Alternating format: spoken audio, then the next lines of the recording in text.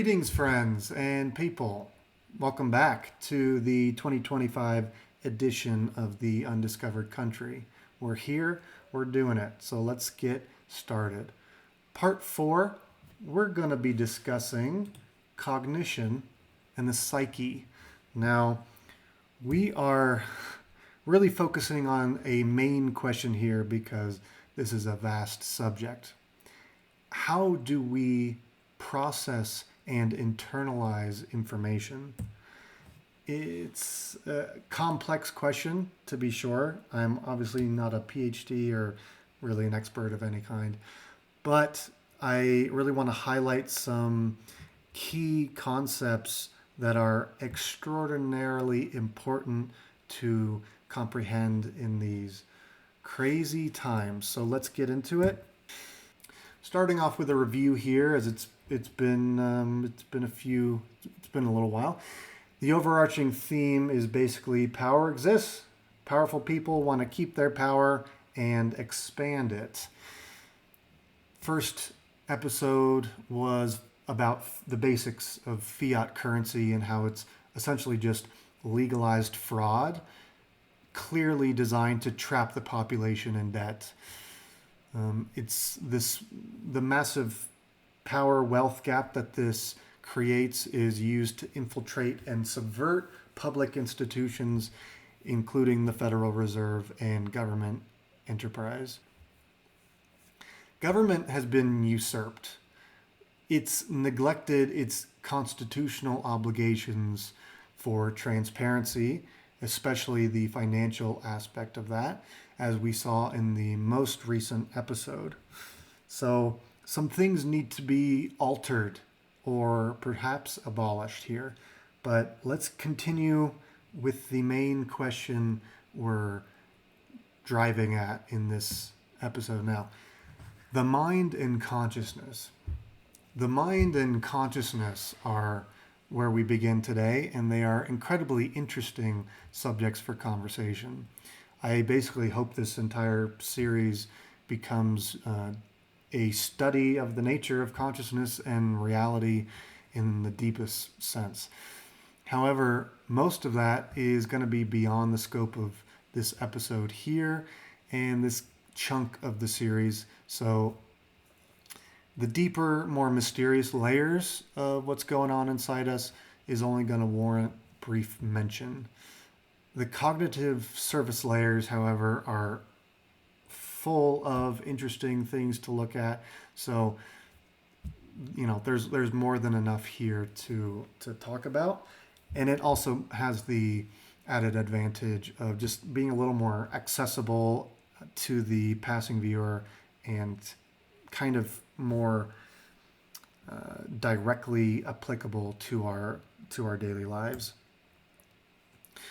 We begin with a quote from father of public relations, Edward Bernays, the nephew of Sigmund Freud and the great-grand-uncle to modern-day CEO, co-founder of Netflix, Mark Randolph. He reads in his book, Propaganda, "The conscious and intelligent manipulation of the organized habits and opinions of the masses is an important element in democratic society. Those who manipulate this unseen mechanism of society constitute an invisible government, which is the true ruling power of our country. We are governed, our minds are molded, our tastes formed, our ideas suggested, largely by men we have never heard of. We are dominated by the relatively small number of persons who understand the mental processes and social patterns of the masses." A profound quote. Hopefully you guys can read this book because I think you would find it indispensable to the times of today.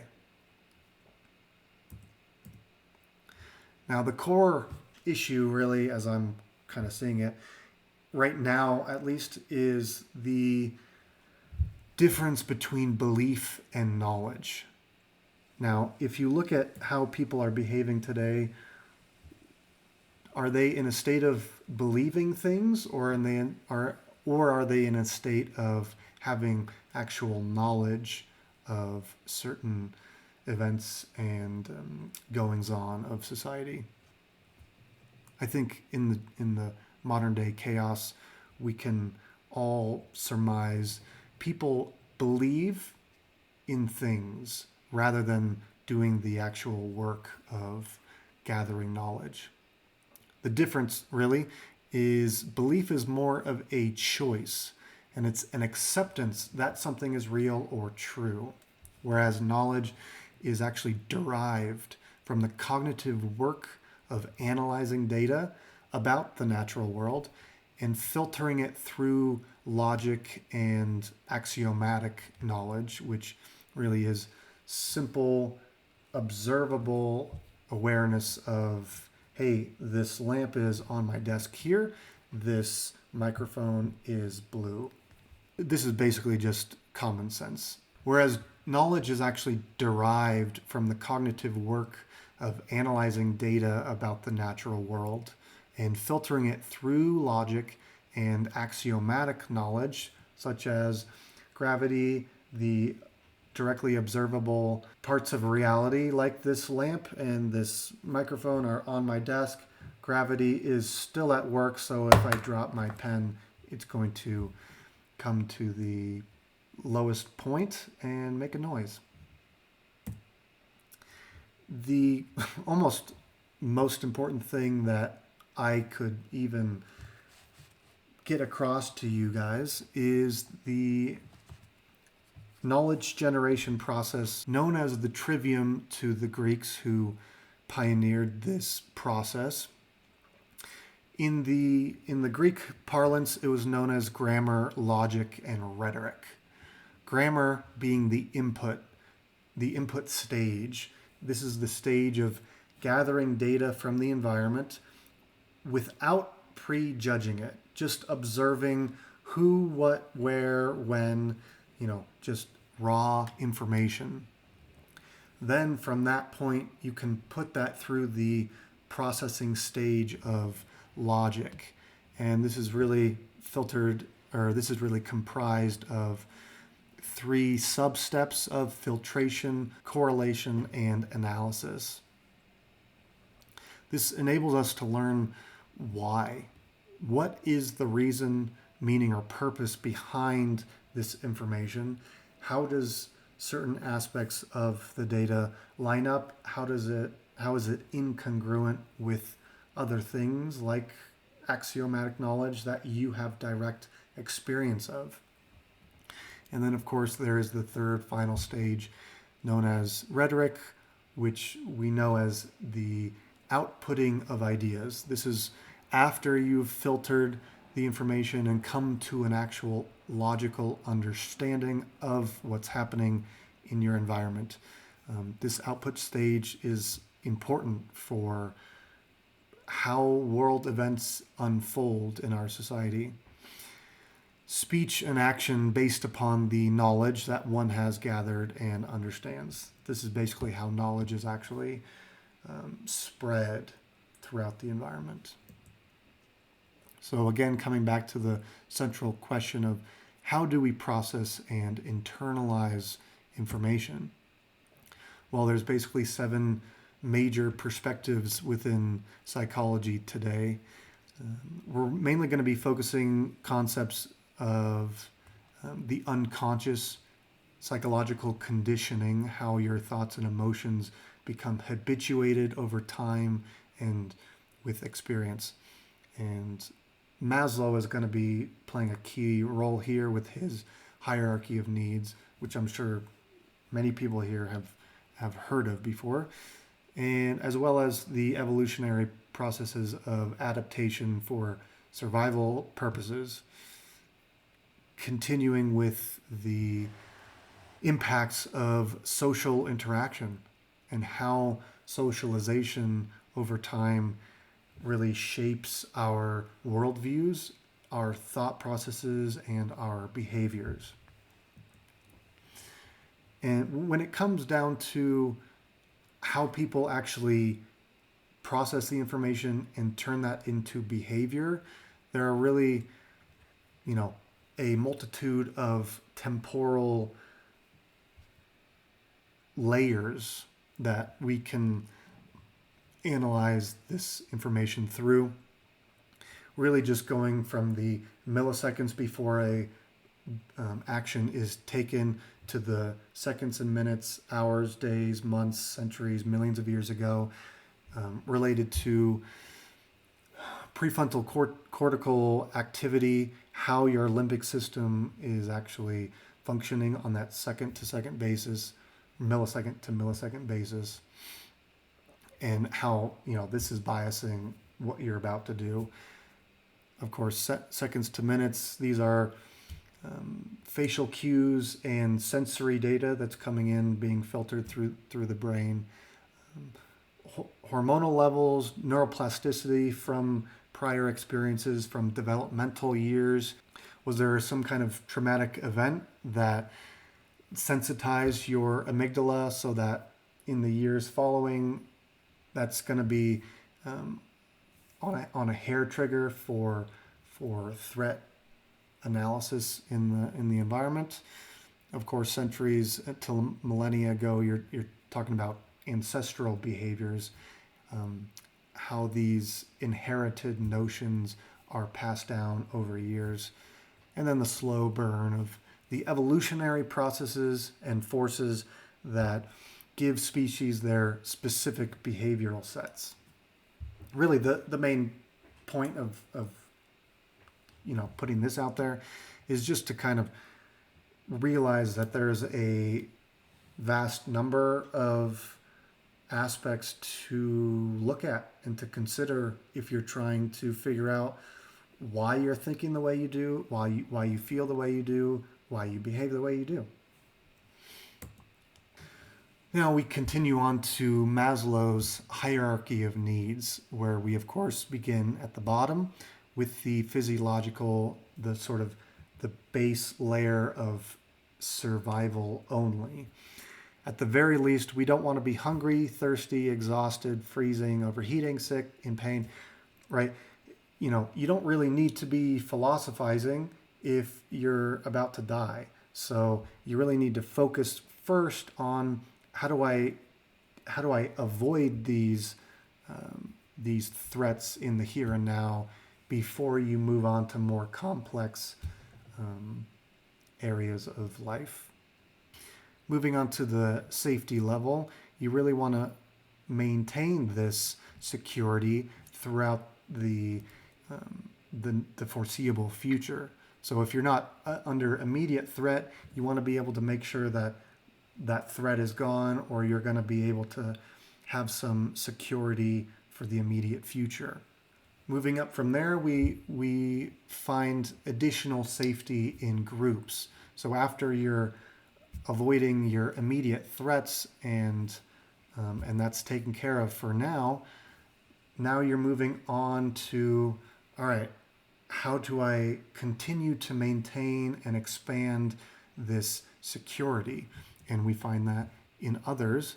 And there's more, of course, than just security to social belonging. And, we all have a need for love and, friendship, right? So of course we do feel secure in these groups when we're a part of a tribe, and we can actually trust and remain unworried that we're going to be rejected or alienated out on our own.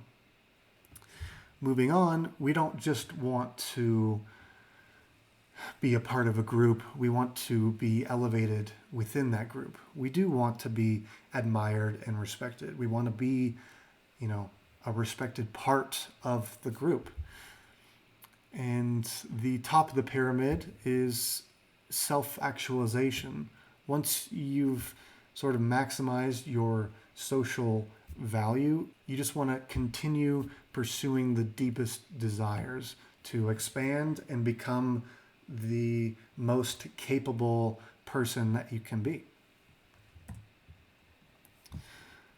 Now, the natural extension of Maslow is the idea of social psychology and its impact.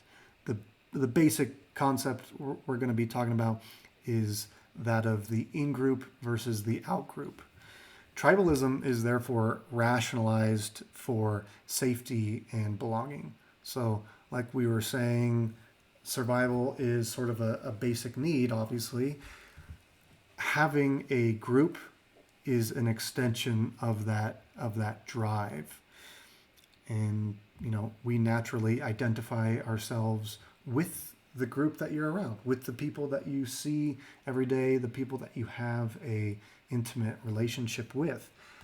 Conversely, if you see people that you've never met before come out of the woods, they don't look like you, you've never met them before, you don't know if they're a threat, if they're friendly, so there's a natural divide here between groups of people. And this is really borne out in the psychological data. I don't really want to bash you guys over the head with scientific studies, but I am going to post these just for, due diligence. If you're trying to look further into how legitimate these concepts are, these are some of the most clearly understood concepts and psychological drives that we know of. And this is just a study on 60 or so 15-year-olds. They were given they're given some resources and money to trade and divided up into different groups. So what they see is that this is a very intuitive process. And what's shown in this study is that these kids are immediately catching on to the idea of separating yourself and elevating your own group by sort of going against the out-group, shunning them, and making sacrifices of immediate personal gain in order to achieve a greater intergroup difference. So basically just favoring the in-group while putting down the out-group.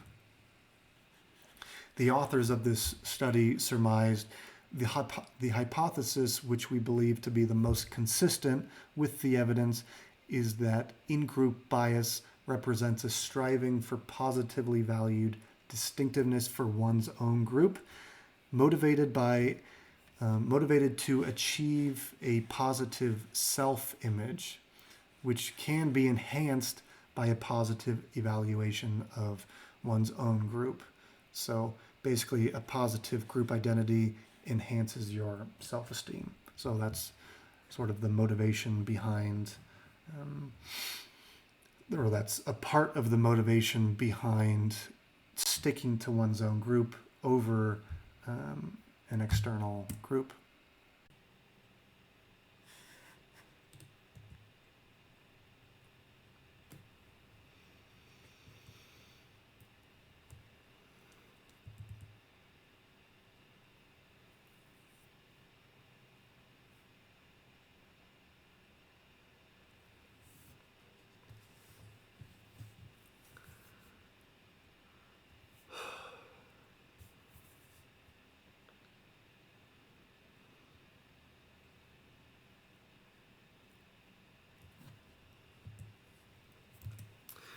So while the in-group, out-group dynamic is obviously still very prevalent today, it really had its strongest effects when our species was in its infancy. So this is an interesting dynamic where it can be clearly shown that the behavior of our ancestors, what kind of work they did for a living, what kind of ecology they lived in, what kind of environment they were surrounded by, actually has genetic and epigenetic effects that actually carry down into the present day. So this is illustrated in an experiment trying to find out whether certain people were more likely to change their environments or change themselves. This is a study done on the ancestors of wheat farmers and rice farmers in modern day China. So in the north and south, they had different crops that were primarily grown. The idea is basically rice farming is a little bit more of a complex cultivation process. There's more coordination needed for the irrigation process. So it's postulated that descendants of these rice farmers would be more or less individualistic and hence more likely to work around a obstacle rather than changing the environment directly. So yeah, people in northern China were found to be more likely than chance to move the chair out of the way, as their ancestors were wheat farmers. It's a little more direct planting and cultivation process, whereas again, people in southern China were more likely to adjust their self to the environment. And the experiment is these social scientists went to a coffee shop, and in the middle of the shop, they placed some chairs in the middle of the walkway. So they were observing whether people would walk around the chairs, around the tables to get in line or to get to where they were going, or whether they would just remove the chairs and walk through. And there's interesting data that shows, yes, indeed, there is a difference, a clear difference, and people in the wheat areas were 3 times as likely to move the chair than the people in the areas where rice production was the primary crop. It's just an interesting, pretty clear experiment showing just how strong these ancestral tendencies can be, how strong of an effect they can have on our problem solving abilities, on the way we think about the world. And this kind of moves into the idea of conformity.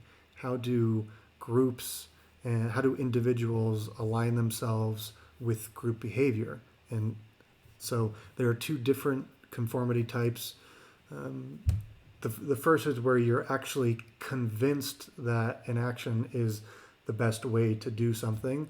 And the second is where you're really just feigning your belief because you're afraid to dissent.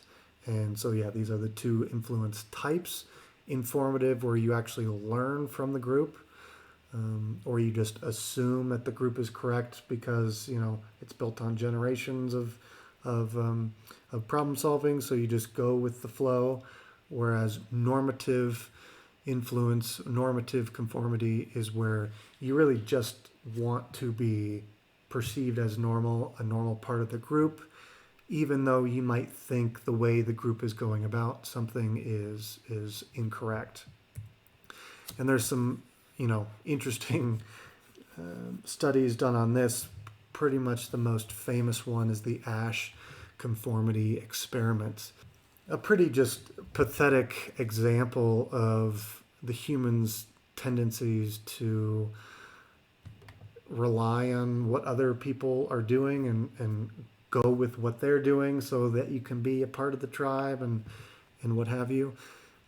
It's a simple experiment that was done and confirmed multiple times over the decades. And it's basically a subject is put into a group of people, and they're all given 3 lines of different lengths. And then they're given options, as you can see here, where you're supposed to identify which line matches the length of the line given in the example. Now, the hitch in the experiment is that the majority of the participants are actually hired actors. So they are actually instructed to make the wrong decision so that you can actually pick out the unaware individuals and see how they score the test, and it was found only a quarter of the subjects in these different experimental groups showed errorless performances. And errorless is significant because of how freaking simple the test is. And so, this really moves right into groupthink, which is the mode of thinking people engage in when they are deeply involved in a cohesive in-group, when the members striving for unanimity, the state of being unanimous, overrides their ability and motivation to realistically appraise alternative courses of action. So basically just, conforming to what other people are doing. Different conditions that determine how, groups behave. This is a little video of starlings. These are massive flocks of birds that sometimes behave as one entity. These are groups of individuals that become subsumed into the group mind. It's actually beautiful to watch, but in human society, this can become very detrimental, especially if you consider Bernays' line of thinking and what, marketers / intelligence agencies, militaries would like to utilize that dynamic for. And again, there are many different groupthink studies that have confirmed the validity of this phenomena. Psychology is a bit of a soft science, so there's always room for recontextualization and new data. But over decades, the phenomena has been observed in many different cases.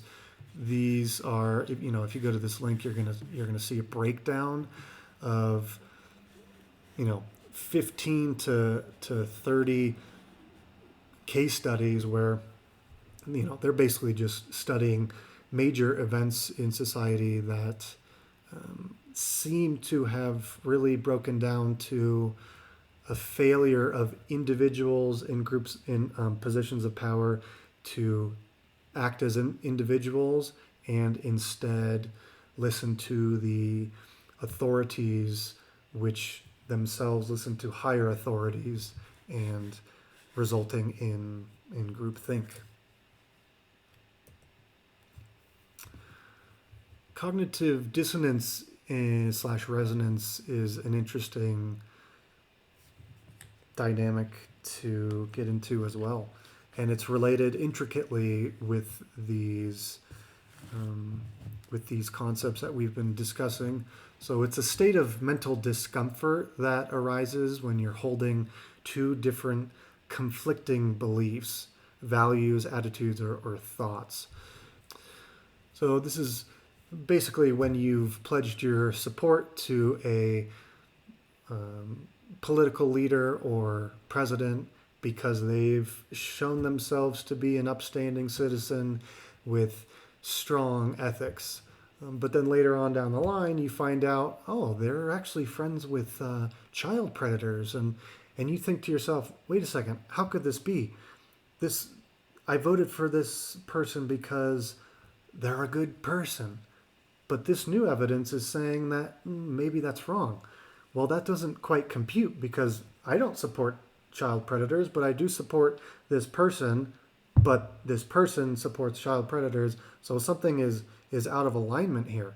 Now, there's two different, ways of resolving this issue. The one is the more difficult way, which is to recognize that there's new information out there and you might have been wrong in your initial assertion or judgment. And that is difficult because it doesn't feel good to admit that you were wrong. The second way is obviously the easy way, which is you downplay the new information so as to alleviate the perceived conflict. So you basically just recontextualize the new information so as to basically disregard it. So you can just go back to believing that, oh, you were right all along and they're a totally good person and you're not dumb for supporting a child trafficker.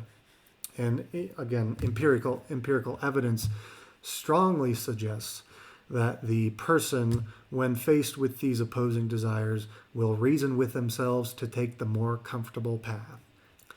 I mean, can't we all see that that's the pretty obvious answer? I mean, I'm secure enough to say that I do not like being wrong.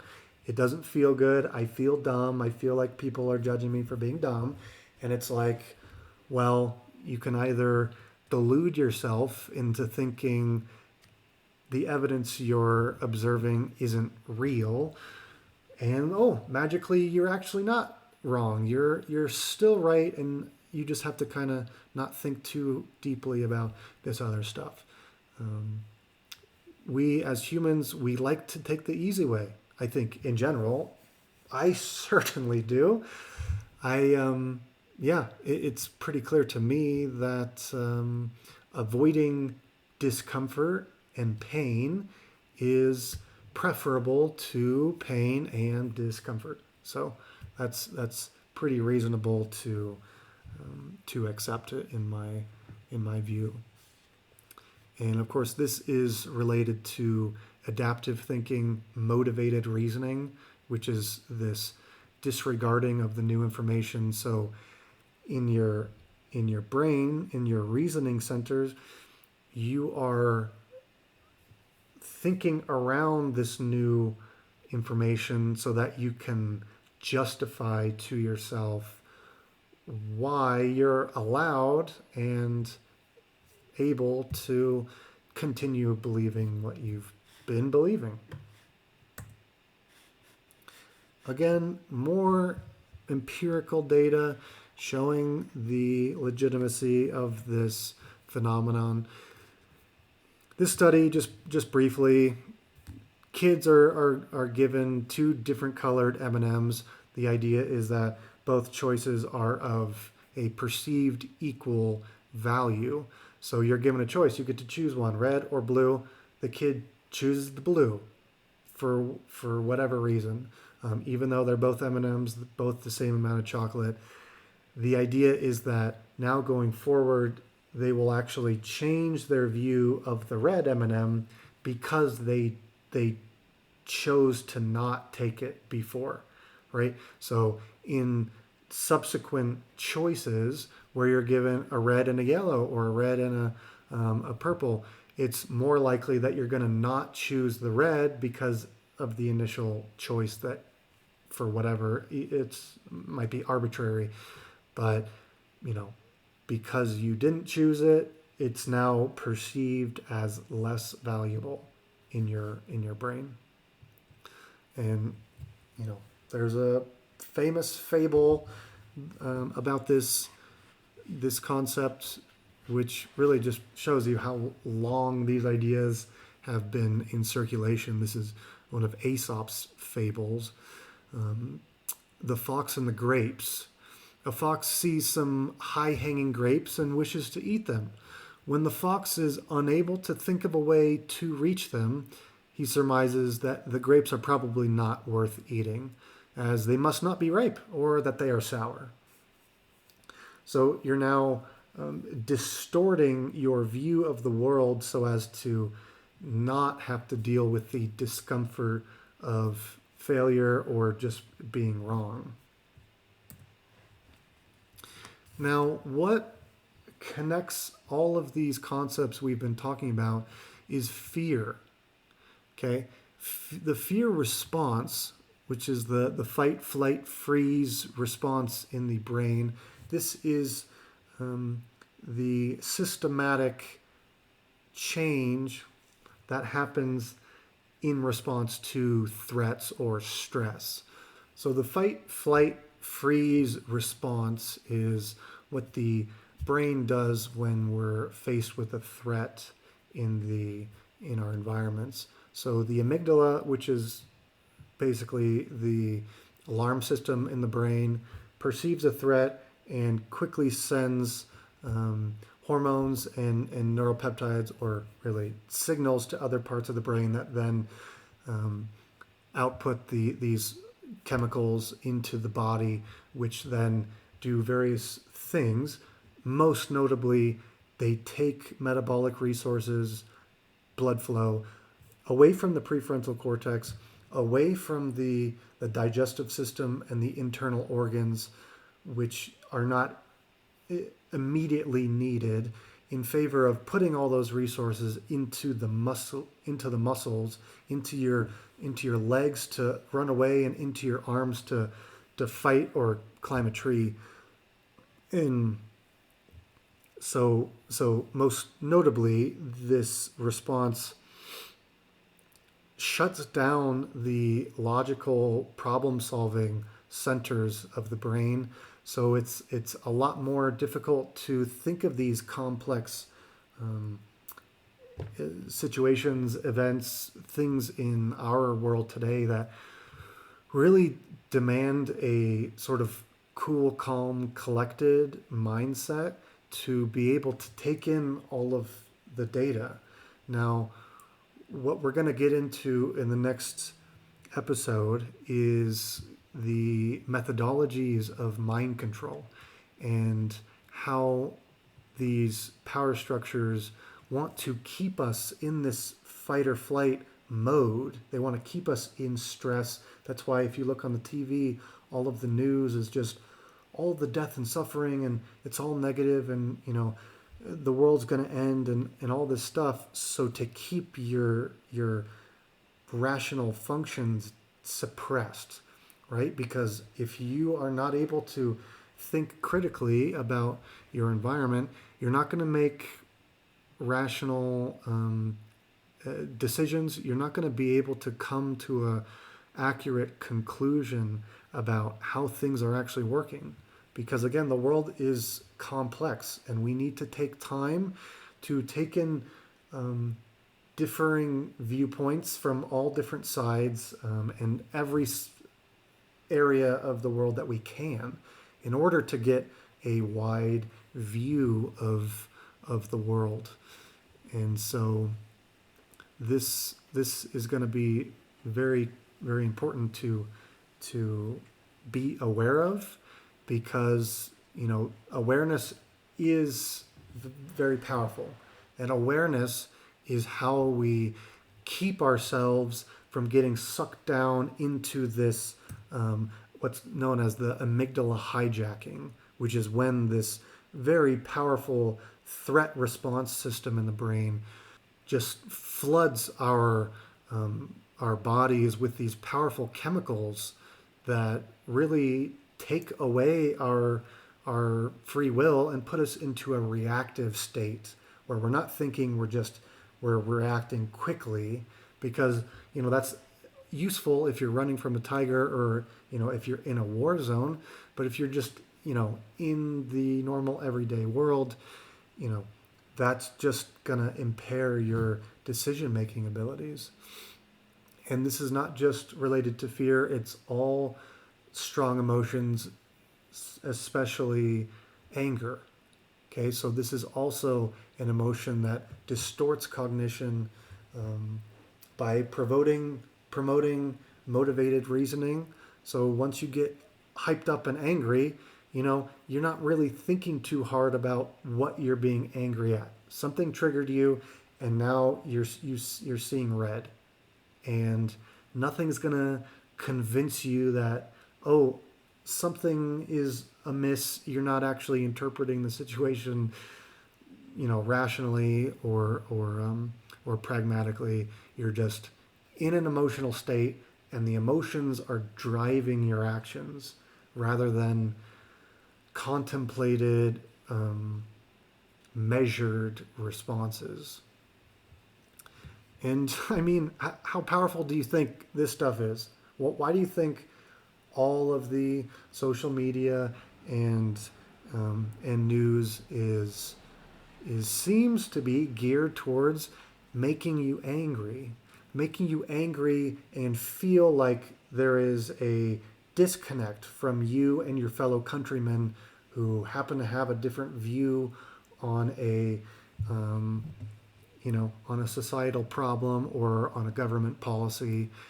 That's the outgroup. They're evil. They're letting in the migrants that are gonna come up behind you and murder you. So you're always in, oh my God, they're gonna come kill us. Uh, or you're thinking, oh, these gun-toting crazies, they're just gonna pop off at any moment and go shoot up a school because they think their precious freedoms have been disrespected. And what's funny and sad / horrifying is that the right and the left, blue team, red team, right now are so at each other's throats that you think that they're the enemy when they're actually your closest allies on the planet. Okay, the billionaires that you have voted into power, they don't care about you. I mean, there's so much information that proves that. It's just tiring to think about because, I mean, I can only do so much. People can only do so much to bring you information. The responsibility is really on all of us. The responsibility is on you to bring yourself into a calm, centered mind frame where you can look at other people's opinions and be able to empathize and see where other people are coming from. The work of solving these problems in our society really does come down to you, not some political entity or government or scientific authority, not some corporate icon, but it's only the individual that can and should take on the responsibility of sorting through the madness of this world to come to a objective conclusion. Most of this information that we've gone over is pretty straightforward, but our environment is not. We are approaching the heights of a decades-long psychological war on the human mind, and it has already affected your perceptions. The honest pursuit of knowledge is the only path towards untangling the web of manipulation that we're all in. I am hopeful that we can all find the courage and humility to admit when we're wrong. This really is the key to coming to accurate understandings, to coming to a accurate awareness of how powerful people manipulate the masses of humanity. And that is how we build a future. That is how we avoid the dystopias that are coming down the pipe. I hope to see you on the other side. So until that time, be well, my friends.